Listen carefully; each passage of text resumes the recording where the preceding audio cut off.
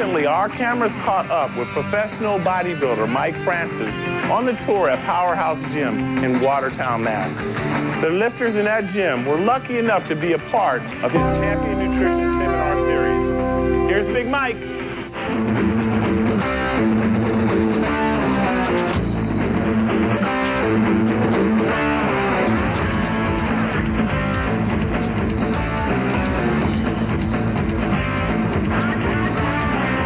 If you're doing back and biceps one day and 3 days later your biceps are still hurting, should you wait a couple days before you start working again?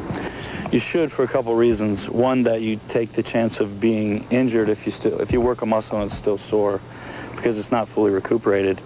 Another one is that if a muscle is still sore, it won't respond to the training, and your chances of growth in that muscle are minimized.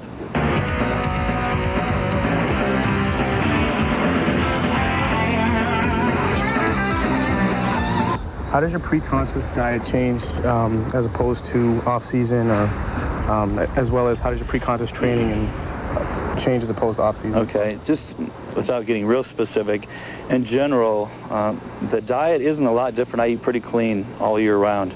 I make sure that I eliminate dairy products and fruit when I start my contest dieting, and also my carbs are limited somewhat from what they are in the off-season.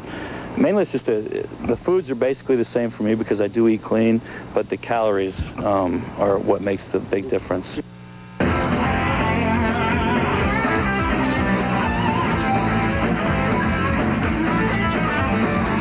When you know to switch your program around, like, do you switch it at all? Do you yell? I usually don't, and with this workout scheme, the 3 on 1 off, 2 on 1 off, you're using your day off comes, the workout after the day off is always a different body part, so it's never the same, and so that allows working a body part after a day of rest, and so it's not the same thing. For instance, back every day after a day of rest, that's not what happens. It's a different body part, so you're not hitting, because if you're more well rested before you work a body part, you're going to put more energy into it, and that's never the same body part on this workout scheme. So that's the way I like it, and it's worked best for me this off season. You can change it, but I really don't like changing things until I see something that isn't working, and then I'll switch it.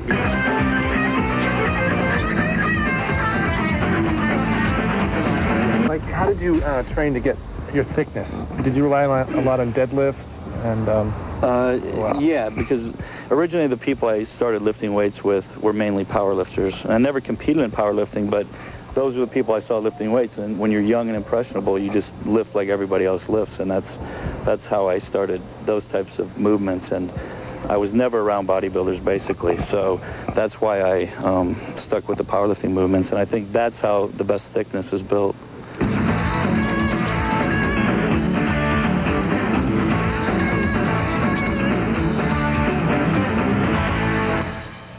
Where Mike got his